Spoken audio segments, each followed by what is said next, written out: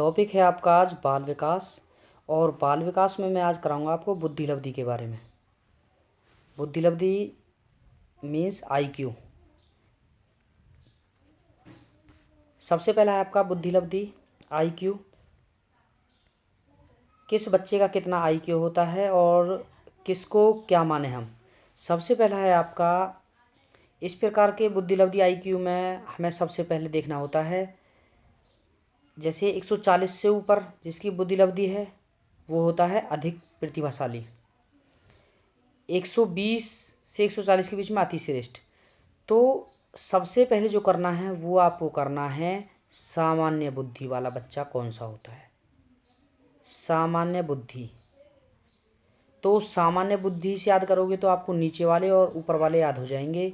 90 से 110 के बीच में जो होता है वो होता है सामान्य बच्चा, जिसका आईक्यू 90 से 110 के बीच में होता है। अब पहला ये हो गया। इससे ऊपर जब सामान्य है तो इससे ऊपर श्रेष्ठ होगा, तो 110 से और 120 में श्रेष्ठ और 120 से 40 में अति श्रेष्ठ। और आपको बता दूं 140 से ऊपर जो होता है वो होता है प्रतिभाशाली। तो सबसे इम्पोर्टेंट है आपका सामान्य बुद्धि जो पूछा जाता है। उसके बाद इम्पोर्टेंट है आपका 140 से ऊपर। 140 से ऊपर जिसका है वो होता है प्रतिभाशाली। तो ये डायग्राम याद करना है आपको। 90 से 110 सामान्य, 140 से ऊपर प्रतिभाशाली, और अगर सामान्य से ऊपर है तो श्रेष्ठ और अति श्रेष्ठ में आ जाएंगे, और सामान्य से नीचे है तो 80 से 90, ये भी आपका इम्पोर्टेंट है मंद बुद्धि, और 70 से 80 क्षीण बुद्धि। तो सामान्य 90 से 110, सामान्य से ऊपर श्रेष्ठ और नीचे मंद बुद्धि, उससे क्षीण बुद्धि। उसके बाद है आपका 40 से 70 से कम निश्चित क्षीण बुद्धि। तो आपको 70 से 80 तक क्षीण बुद्धि रखना है। 70 से कम भी आपका क्षीण बुद्धि आएगा। उसके बाद रेंज आती है आपकी 50 से 70 के बीच में अल्प बुद्धि, और 20 या 25 से 50 मूर्ख, और 20 या 25 से कम होता है महामूर्ख। तो सबसे ऊपर प्रतिभाशाली, सबसे नीचे महामूर्ख, और सामान्य 190 से 110 के बीच में। तो ये ध्यान रखना है आपको, सामान्य के बाद जो 110 से ऊपर होता है वो होता है श्रेष्ठ, और 190 से जो नीचे होता है वो होता है आपका मंदबुद्धि, और मंदबुद्धि के बाद जो 80 से नीचे, 80 से नीचे और 50 तक आपके क्षीण बुद्धि आएंगे भाई। अब सबसे पहला क्वेश्चन कौन सा है जो पूछा जाएगा। पहला है एक विद्यार्थी की औसत, औसत मीन्स एवरेज या सामान्य बुद्धि लब्धि होती है। औसत होती है आपकी, सामान्य औसत होती है 90 से 110 के बीच। सही आंसर। नेक्स्ट है आपका जड़ बुद्धि वाले बालक की बुद्धि लब्धि। जड़ बुद्धि का मतलब होता है क्षीण से नीचे, यानी कि 90 से 110 सामान्य, ये होगा श्रेष्ठ, और हमें पूछा गया है जड़ बुद्धि वाले। जड़ बुद्धि वाले का है आपका 70 से 80 के बीच में होता है क्षीण, तो हम इसको रखेंगे 70 से कम, जड़ बुद्धि वाला।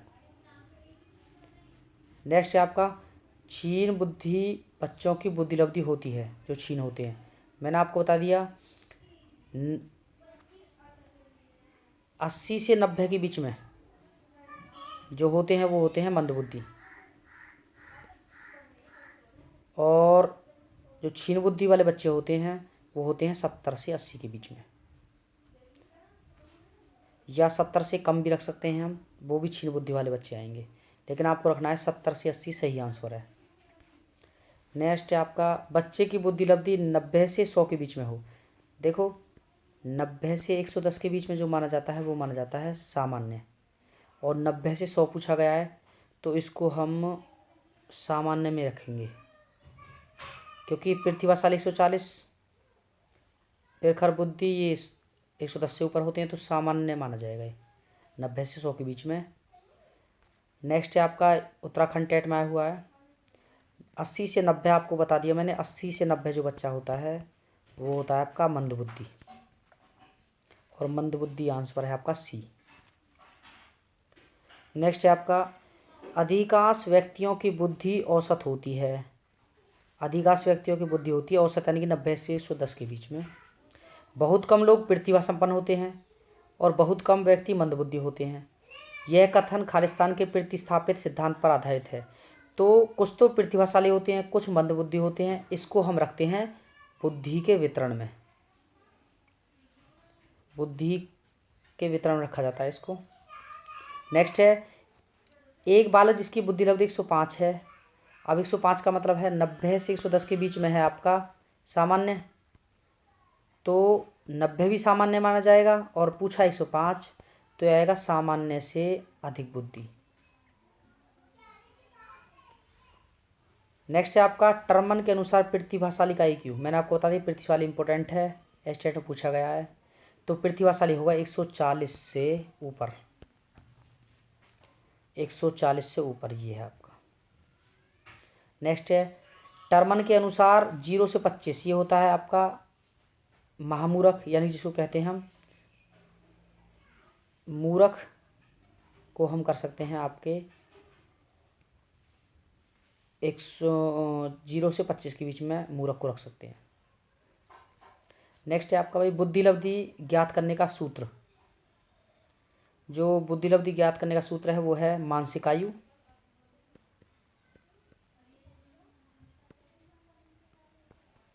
बटे वास्तविक आयु गुना में 100। जैसे उदाहरण है, यदि कोई 10 वर्ष का बालक है और 12 वर्ष की आयु के लिए निर्मित मानसिक योग्यता परीक्षण कर लेता है, तो उसकी वास्तविक आयु 10 वर्ष है और मानसिक आयु 12 वर्ष है। देखो मानसिक आयु 12 वर्ष है तो 12 है, बटे में वास्तविक आयु है 10 बटे 10 और गुना में 100। ये हो जाएगा 10 ढाई के 100 और 12 ढाई के 120, तो उसका IQ है 120। इस तरीके से हम बुद्धि लब्धि निकालते हैं। 120 का मतलब बच्चा है श्रेष्ठ, 110 से ऊपर होता है श्रेष्ठ बच्चा, तो बुद्धि लब्धि है उसकी 120 और बच्चा है आपका श्रेष्ठ। नेक्स्ट है बुद्धि लब्धि के सूत्र का प्रतिपादन किसने किया। ये सूत्र था जो बुद्धि लब्धि का, मानसिक आयु बटे वास्तविक आयु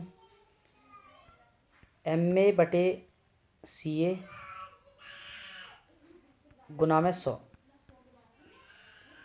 तो ये सूत्र दिया था आपका टर्मन ने।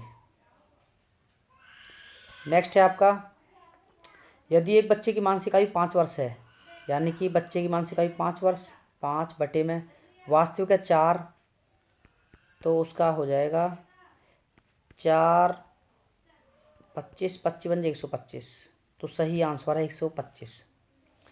भाई मानसिक आयु 5 वर्ष, मानसिक आयु बटे वास्तविक आयु, मानसिक आयु 5 वास्तविक आयु 4 गुना में 100, तो आ जाएगा आपका 25 और 125। सही आंसर है A। नेक्स्ट आपका यदि बालक की कालक्रम उम्र 60 महीने है। भाई 60 महीने पूछने लगा तो आपको इनके निकालने। 60 महीने का मतलब होता है 12 पंजे 60, 5 साल। 72 का मतलब वार्षिक 72, 6 साल। तो मानसिक आयु ऊपर रखते हैं, मानसिक आयु 6 वास्तविक आयु 5 गुना में 100, 5 20 और 20 छिक्के 120। सही आंसर है आपका C 120। नेक्स्ट है कौन सा कथन गलत है। देखो भाई IQ व्यक्ति की बुद्धि है, ये गलत है। जो बुद्धि लब्धि होती है वो केवल आपकी योग्यता नापती है। जो IQ केवल व्यक्ति की योग्यता का अनुमान लगाती है। अगर IQ 120 बना उसका तो श्रेष्ठ बच्चा है, IQ उसका 80 बना तो मंदबुद्धि है। केवल IQ व्यक्ति की बुद्धि की योग्यता मापता है, बुद्धि नहीं होती। इसलिए A आंसर गलत है, बाकी तीनों सही हैं। Thank you very much.